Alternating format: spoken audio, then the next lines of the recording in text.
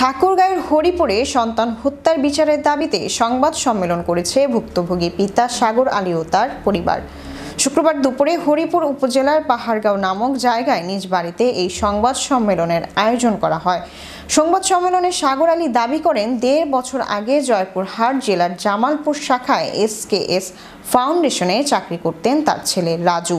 সেখানে থাকা জামালগঞ্জ শাখা ম্যানেজার আব্দুল মালেক, ক্যাশিয়ার মিজানুর রহমান এবং তার স্ত্রী মমতাজ বেগম তাকে পরিকল্পিতভাবে হত্যা করে। পরদিন বিকালে রাজুর লাশ খেতলাল থানার একটি নদী থেকে উদ্ধার করে পুলিশ। পরে ৩ জন আসামিকে গ্রেফতার না করে মোটা অঙ্কের টাকার বিনিময়ে ছেড়ে দেয় খেতলাল থানা পুলিশ। থানায় আইনি সহায়তা না পেয়ে জয়পুরহাট আদালতে মামলা করেন মৃত রাজুর পিতা সাগর আলী। ১.৫ বছর অতিবাহিত হলেও আসামিদের কোনো ব্যবস্থা না হওয়ায় উক্ত মামলার আসামিরা প্রকাশ্যে ঘুরছেন। দ্রুত আসামিদের বিরুদ্ধে ব্যবস্থা গ্রহণ করার দাবি জানান রাজুর পরিবারের লোকজন। আমার পুরা সন্দেহ যে আমার ছেলেকে হত্যা করছে আমার বৌমা মমতাজ, ব্যাংকের ম্যানেজার আব্দুল মালেক, আর কেশিয়ার হলো মিজানুর। এরাই আমার ছেলেকে হত্যা করছে। আমি তাদের বিচার চাই। যারা আমার ভাইকে হত্যা করেছে, এই হত্যার পিছনে জড়িত, আমরা তাদের দৃষ্টান্তমূলক শাস্তি চাই।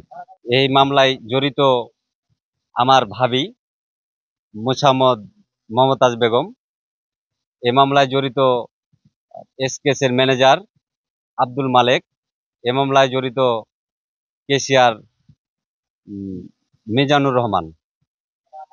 এরা আমার ভাইকে হত্যা করেছে। আমি তাদের বিচার চাই।